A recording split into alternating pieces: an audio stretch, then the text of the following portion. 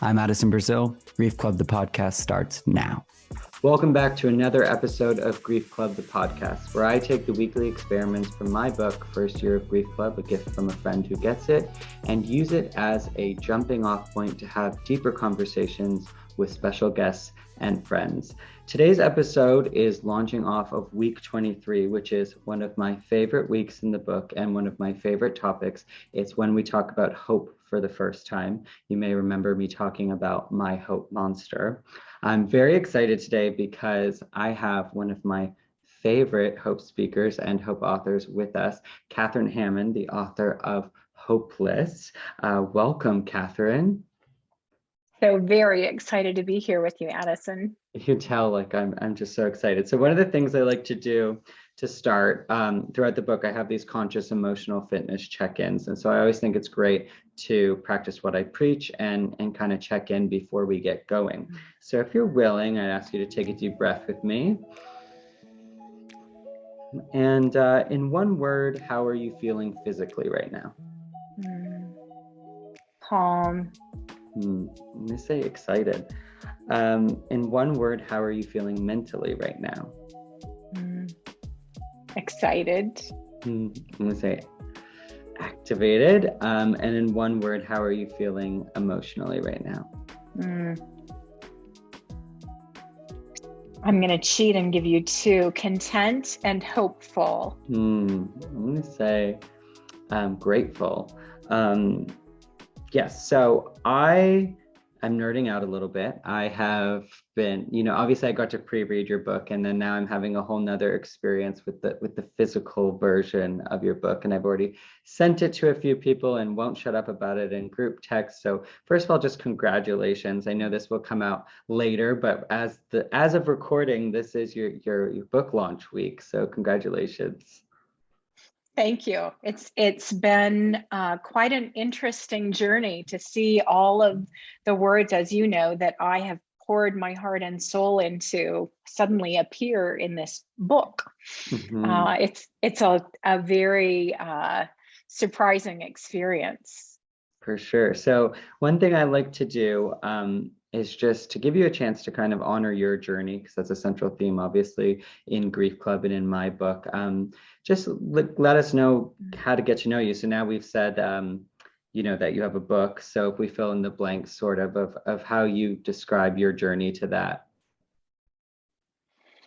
So my life has been one where I have been journeying with both grief and hope, probably in a more tangible way than most people do, right? From a very young age. And it started for me growing up in a home with a mom who was suicidally depressed, and then moving into my early adult years, where I had what felt like struggle after struggle, loss after loss.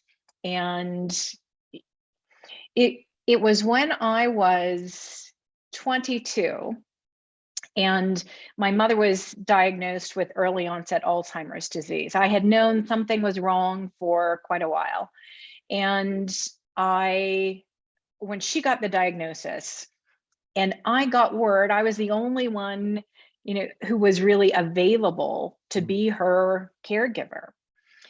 When I got word of that, I felt very much punched in the gut, because I thought that I was going to be able to go out and start living my life, had graduated college, and it felt like a lot of grief for me, both the loss of my mother in a lot of ways, not just the eventual loss of her life, but the loss of, the hope of ever having the mother that I longed for, and the loss of the ability to live my life the way that I really wanted to live it at 22, being free to go do things, hang out with my friends in the same way that other people were doing. And I found myself every time another one of these things would come up in life, thinking, I would have the poor me thoughts and the why me thoughts and why even bother sometimes, and periodically the completely hopeless thoughts, and thinking that I had completely run out of hope. And it wasn't until well into my adulthood, when I had gone through a whole lot of things, and somehow I had gotten through them. Every time I thought I had run out of hope, yet somehow I had made it through them. I hadn't really put that together yet, but I was thinking a lot about hope. And I was on the airplane returning from my beloved Slovenia, and I put the airplane seat in the recline position, and I pulled out Viktor Frankl's Man's Search for Meaning. And I've been wanting to read it for a long time, finally opened it up, and I'm reading about Viktor Frankl and how he's in about the worst situation I can possibly imagine, in the concentration camps, loss everywhere around him of those dearest to him. And somehow he did not give up. Somehow he still felt life inside of him, and hope and okayness for now and for the future. And it struck me in that moment how deeply I had misunderstood hope, because I had always believed hope to be something that was based on the circumstances around us. That's the way the dictionary defines it. You have hope if the circumstances around you look good and they look like they're going to be better in the future. So I started to figure out that I had misunderstood hope. Thank you, Viktor Frankl. And that has completely changed things for me through every loss, every challenge that I have gone through since then, including even in this moment, as my soon-to-be husband and I are dancing with his incurable cancer, that the most likely way that his life will come to an end is through these tumors that grow very aggressively in his abdomen and burst his intestine once before. And, there is a likelihood that they will do that again. They've come back. They're quiet right now. And so I'm in a constant dance with hope on a day-to-day basis. Whew, I love it. And it's so fresh for me, actually, as you're even saying that. I'm like vividly seeing you describe in the book that exact experience. And I want to come back to that experience too, because it really struck a chord with me through everything that I've been with. Then now looking at certain situations, 13 years later, where I'm sitting there and I'm completely able to keep my connection with hope in these situations where I never would have before, but from what I've been through and the realization. So before we get into it a little bit more, if someone just walked up to you on the street and asked you, what's grief? What does grief mean to you? How would you personally define it? So for me, grief is the feeling of pain that I have when I have gone through a loss of any sort. And I've had such a wide variety of losses. My best friend died of leukemia after a very difficult 4.5 year journey with it. My mother, there are those losses of people. And for me, those have tended to happen very slowly. I tend to lose people slowly from disease, and a lot of them are losses of dreams, loss of relationships. All of those have brought me into a very real experience of grief, which I feel right in my stomach, right in my gut. It feels like a stabbing pain. And the thought for me is, historically, I will never feel better. Hmm. I'll never be okay. Yeah, yes, that really resonates with me. And you do such a great job in the book about even touching on COVID and just, these all these losses of rites of passage that we've also lost recently, and grieving those, and staying connected to hope. You see, I'm being very careful not to say losing hope.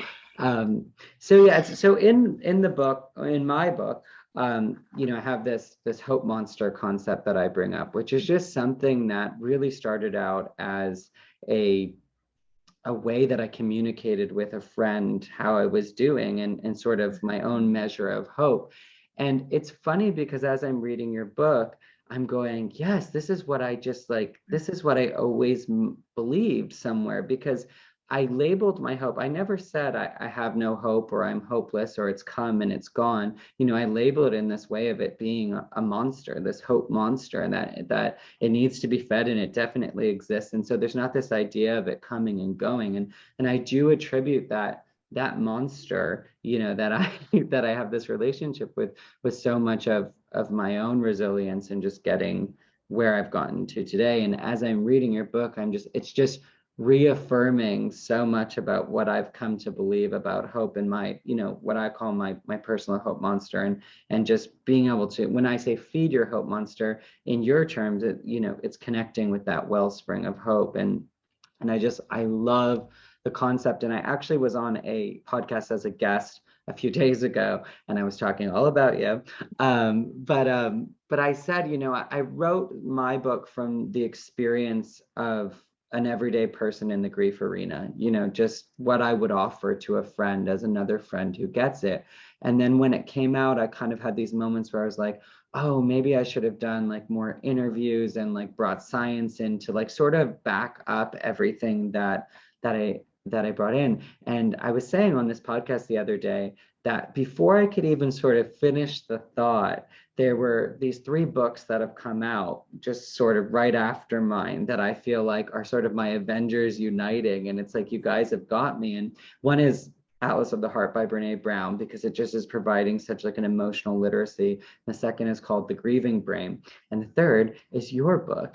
And so I was saying this, how I just feel like this sort of super package of these books is such like a beautiful, beautiful way to kind of give out someone everything they need for that first year of grief. I think it would be such a beautiful package to sort of go through each of these books and nourish them and digest them slowly.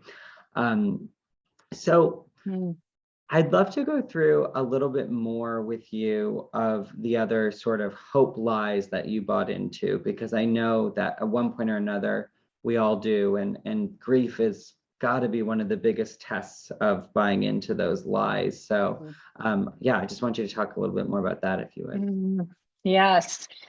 I want to touch on the hope monster quickly, because that's something, when the first conversation that we ever had and you shared about your hope monster, I didn't fully get it.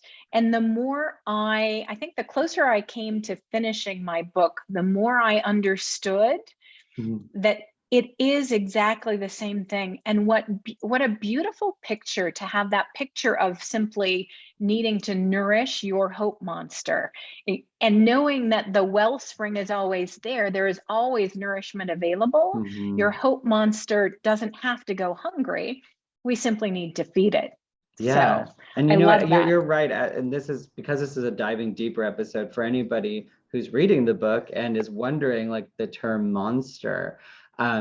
I use that term lovingly in an inverse way. So not like a monster under your bed, but my hope is a monster that nobody should mess with, because it's always there for me and it's available to me. So it's like, when I was dealing with the compounded grief and death, this idea that like, this monster still needs to be fed, like, and he feeds off hope. And so I would just keep, connecting to it and generating to it, which, like, like I said, I've just been nodding And just your Mhm. book, by the way, has been everywhere with me. It's got grass Aw. stains, it's got water stains. It's like I don't like, I don't know, I try to like, I think it's cool to sit in a bathtub, you know, like for a long time, but then I'm in for 5 minutes and I'm like, okay, I'm just soaking here, like I want to get out. And I could not believe I was rereading chapters last night, and I started turning pages Mm. for things I'd want to read while we were on today, and I just kept turning every page. I was like, I'm just gonna have the conversation. Um, Mm. but yeah, one thing that I think would really be striking a chord for people at this point, like I was saying, is those lies we that are just so easy to trip up and buy into, without even really realizing the limited beliefs around them. Yeah, yeah. And without realizing that we have any of them, Mm-hmm. any of these limiting beliefs about hope and how they impact our lives. So one of the primary lies for me was that hope is finite. It's something that we can run out of. And so I was always thinking, and especially when I was in pain, I thought that if I felt pain, that must mean that I didn't have hope because I couldn't feel it. I must have run out. And we have that language in our culture, right? Mm-hmm. We ran out of hope, or now we have hope again. I actually had a friend who said that to me. Said it in a social media post after most recent president was elected. Now we Mm-hmm. have hope again, as if we didn't have hope before. So the thought that it is finite and that we can run out of it, very much a lie. Mm-hmm. Another lie that I believed was that hope and pain were mutually exclusive. When I was in deep pain, I thought that that must mean that I had run out of hope.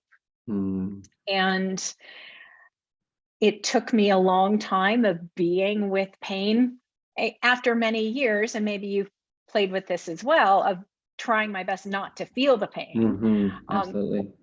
Finally learning that the pain will not kill me and that I can be okay and in pain at the same time. Mm. Yes. This is especially for anybody in physical pain as well. If you're dealing with any sense of chronic pain, Right. that really resonates for me Mm-hmm. as well. Um, And I love The the metaphor that you use in the book of the sun.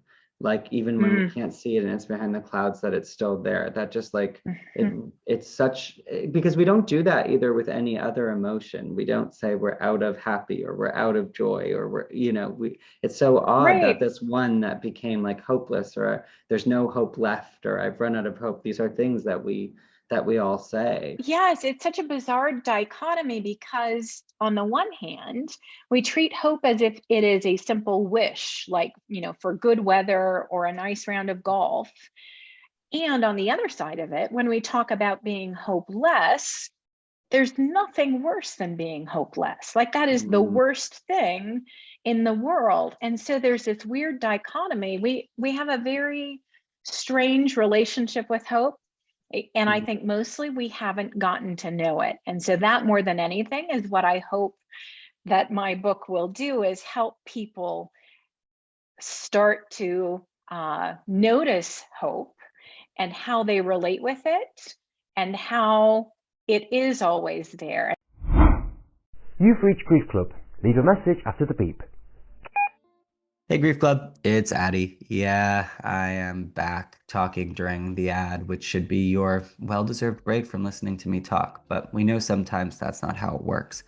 I just wanted to say, if you are really enjoying this, if you are feeling connected, a little less isolated and going, I only get this once a week. How can I stay connected throughout the rest of the week? The answer is social media.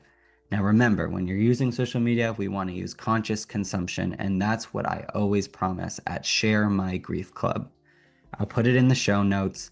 Anything that I don't create, I consciously curate, and it's all designed to help people on their way to honor their journey, and if all else fails, find the funny. We'll see you there.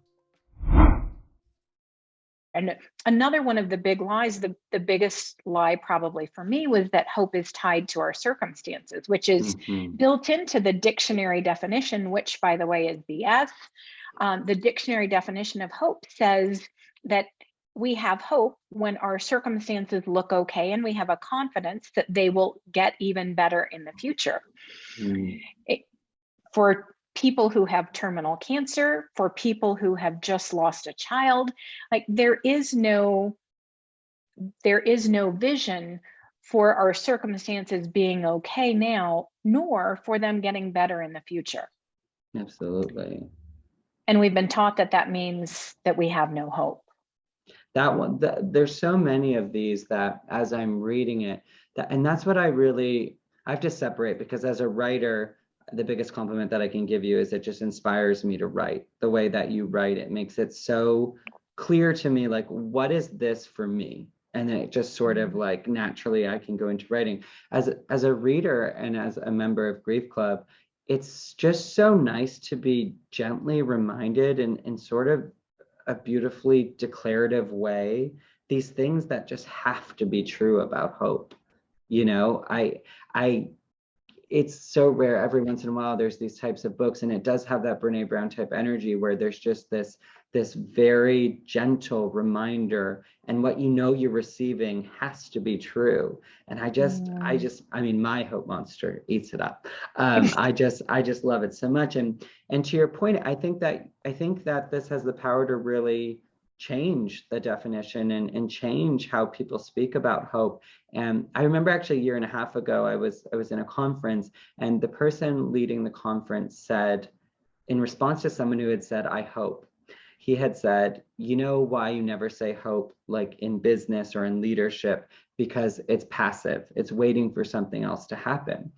And I got sort of triggered, like, which nobody else really got triggered by that. But I got really triggered because it was like my hope monster was kind of roaring, going, hope is the most active process in my being. Like that ongoing connection, that work to stay connected with that wellspring. Not that it's going away, but we can definitely disconnect, from it and forget to nurture it.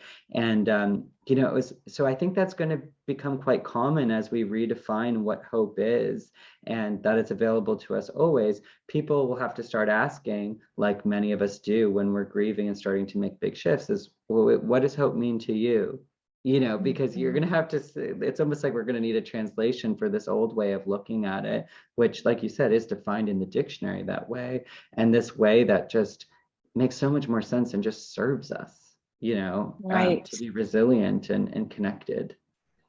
And I would say it's also what we know to be true about hope. I have never, ever had a conversation with anybody and given them my view of hope as a wellspring. So another one of the lies is that it's a commodity that we either have or don't have. And I spent so much of my life feeling like, oh, things are coming together. I think I've got hope now. Like I could hold it in my hand, and then it would feel like it was slipping through my fingers because of the language that we've used around it. It kind of goes into what I was going to ask you next, is before we get into anything more practical, is how do you suggest, like if someone listening wanted to make, has really resonated with your work and wants to make a switch language shift because they're used to saying, I've lost hope, or I have no hope, or I'm hopeless, as you do, what would you kind of suggest as like a starter sentence to go to? Because as we know, when you're reworking neural pathways, it's, it's a process to right. kind of, so if they're catching themselves, what, I have ideas, but I'm so curious what you would say. For me, it starts with really understanding what hope is, because it's the language that we've been hearing about it that has misled us. So knowing that hope is not simply a wish, which we know as soon as we think about what it means to be hopeless, knowing that it is an ever-flowing wellspring, that it is always available.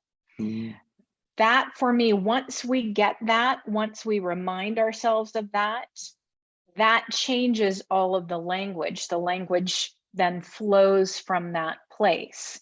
And so it's reminding ourselves that, and reminding ourselves sometimes by having a felt experience of hope intentionally, that hope is always there, even when our spouse has passed away, even when our bank account has emptied, even when. And so coming into relationship with hope, starting to experience that it is still there, even when it looks really, really cloudy outside, that then changes our language. And I use the the language sometimes in the way that we've been taught to use it, as in, I hope this for you. Sometimes using the word desire works for me. My desire for you is, or my wish for you is. And sometimes I can't find a better word than the old way that we have used the word hope. And I still know that hope, the noun, the source of everything good in life, is always still there. Absolutely. Yeah, absolutely. I love yeah, I'm thinking like because you would never say I'm happyless, I'm sadless, I'm noticing what you're not and what you don't have, I guess it does become something like greater that you're connected to as well, which is wonderful. So I like to give our listeners something actionable and digestible. And I know you have a few tools in the book, but I was hoping that you would share kind of one of them, something that they can put into action today around hope. Absolutely. I'm going to share my very, very favorite practice from the book, which is what I call my best day of my life practice. And I accidentally created this one day when my best friend was at MD Anderson with her initial leukemia diagnosis. Things were feeling very dark and heavy. It was a dark, heavy feeling day for me. And I had this morning miracle practice where I would wake up in the morning and say these affirmations. And I got up that day, I said my affirmations, even though everything looked really cloudy. And the last thing that I said out loud as part of my affirmations was, today I will create the best day of my life. And I kind of looked around the room and said, well, shoot. Yeah. That's not just going to happen today. And I realized that if I was going to have a good day at all, I was going to have to create it. And I had inadvertently put myself in a position where I knew that I had the power to create a day. And so, because I had just said it to myself. And so what I did without thinking about it, it just kind of happened, was a practice that I have found to be very, very helpful on good days and on bad days. It's possible to have the best day of your life every single day if you want. So it's a very, very simple practice of writing down, what are the things that you want to experience today? Not the things you want to do, but the things that you want to experience. So for me that day, I wrote down that I wanted to experience beauty. I wanted to experience movement. I wanted to experience deep connection with another human being. And so I wrote those three things down. And then I wrote down a note after each one of a thing that I could do to try to have that experience. And I held that very loosely, but I was able to get to the gym for 10 minutes on the treadmill. I was able to sneak off to the art museum for 30 minutes while my friend was at her doctor's appointment. And she and I, by chance, had one of the deepest conversations we had ever had in the years of our friendship, when we connected in some way most days, that very afternoon. So the practice is identifying 1 to 3 things that you really want to experience today. And then mapping out some ways that you might be able to have that experience and holding those ways loosely, because the beauty may not come in the way that you expect it to. You may not be able to go do the thing that you thought you were going to do to experience beauty. But there is always a way to experience beauty wherever you are. And if you stop and get in touch with what it is that your heart, your soul is longing for, and find a way to create that experience in the middle of whatever you're going through, you will find the beauty. You will find a little taste of the hope. Wow. Yeah, I love that, because I love the distinction of it being what you want to experience, because I think a lot of us people in our heads would jump to what we want to happen, or what we want to achieve, or what we want to get. It's very different, and I can just see right away, because when you said that, I went from like, well, how am I going to create the best day ever? I did right when you said it, to, oh, experience. Well, what I would want to experience is probably like love, humor, and that's more than likely and possible, if I'm open to where the day goes. And another chapter in my book is, make room and see what shows up. You can't design exactly how things are going to happen. And it's so applicable here that once you set those things out, like you said, to like hold it loosely, how it's going to happen and how it's going to show up for you. But yeah, it's like, when you think about it from that experience level, it's connecting to you, the part of you that really matters, that core part of you, your humanity. Right. It almost makes me excited, because I'm like, oh, well, that's definitely possible. But like, a certain amount of sales, or getting a certain promotion, or, if you put those things on a list and then just sort of wait with tension, yeah, probably not going to be the same at all. But with the experience, yeah, and how powerful that on that day you're still able to do that with perspective. And isn't that true of everything in life? The number of sales that we set out to get, it's not about the number of sales, it's about the experience that we want to have. And we think that that thing will give us that experience. And that's why in a situation like I'm in with my soon-to-be husband, Brian, that's why, we think that in order to have the experience we want to have, he needs to live for a certain number of years. The cancer needs to go away, like all of those things. What really matters is the experience that we have. We don't have to have the thing that our minds think will create the experience. I love that. That's yes to that, more to that. So we are busy creating that experience on a day-to-day basis in the middle of a journey that we never would have chosen.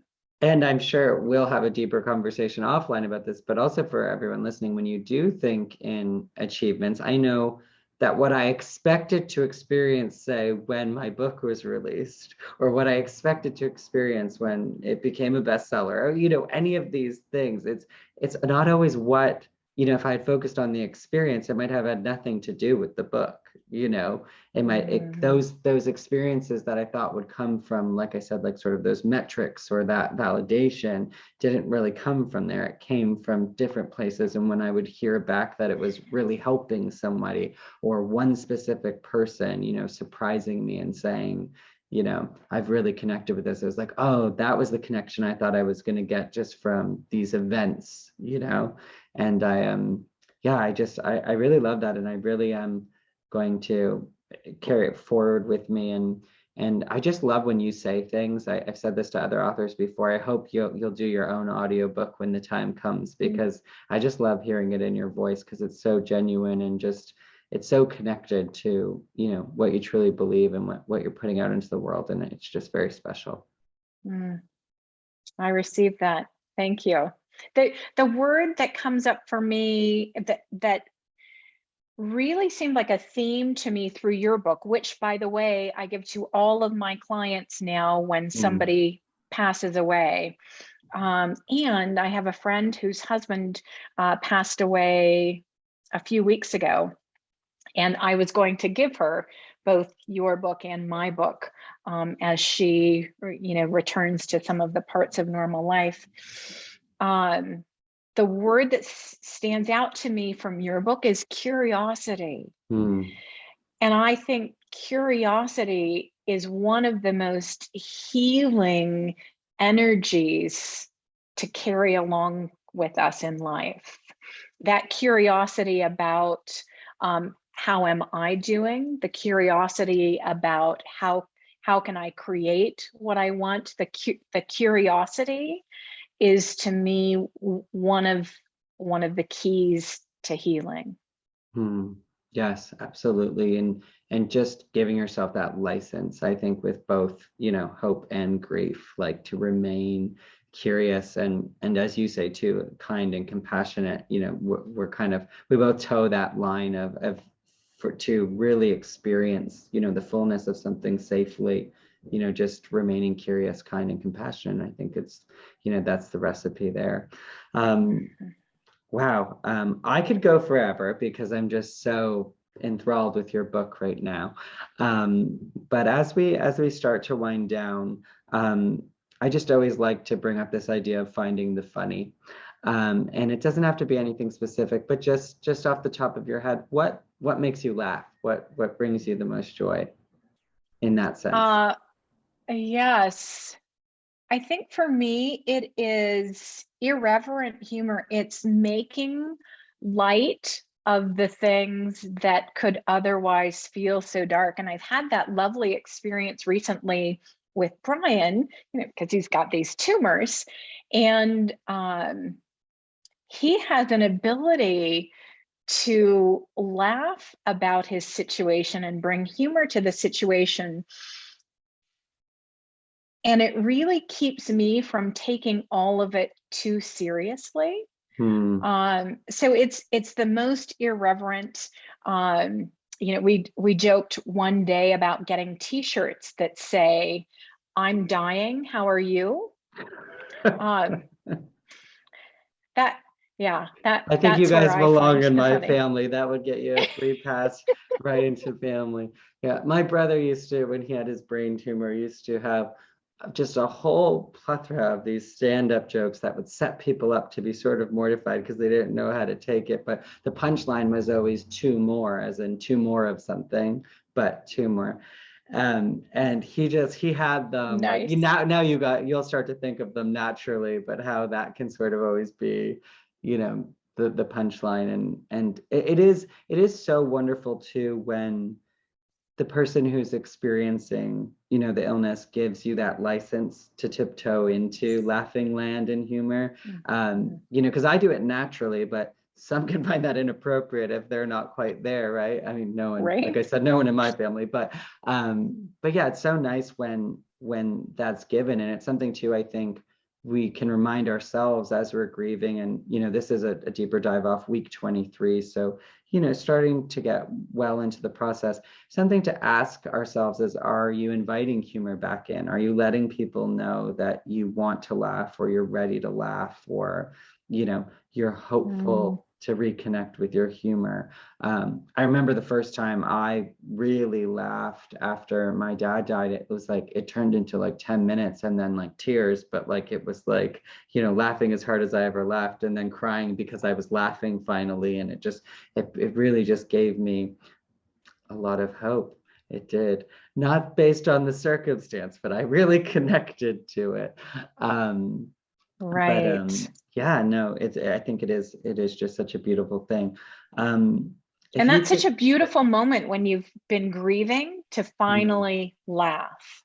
yes, that sort of that breakup, and same when you've felt, disconnected from hope in that way, when you finally reconnect. I've had so many of those moments where I'm like, oh, and it's literally like, breathing outside of water again, like just like, Oh, there we go. There we go. There's that connection, that, and that's why I'll keep going back to that metaphor for myself too, especially since I've been spending so much time in London. It's a little too real with the sun disappearing behind the gray clouds. But it's so like that. So obviously, I will put in the show notes how people can find your book. If they follow me, they probably already had it, well pushed to them, because I'm just such a fan, and I'm so excited to see where this goes, and really how many people's lives get changed by thinking about hope in this way. Because I think it's so beautifully packaged, and so humanly packaged. I mean, the mix of your vulnerability and what you share, it just makes it so relatable. It makes you really feel like you're on ground level with someone else, and I call it the grief arena, but in the human arena, who's really gone through a lot, and despite that, found this newfound love and connection for hope like this. I think it's so amazing. I won't blabber. So if people do want to find you though, what's the best way to find you? Socials, website? Yes, so I am on Instagram at catherinehammond.life. And but the book is at hopeless-book.com. And I also have a coaching website that is catherinehammond.life. I'm sure too many people will be wanting to learn from you, especially as this gets out there as well. As we check out, what's one word for how you're feeling overall right now? Inspired. I gotta say hopeful. I do.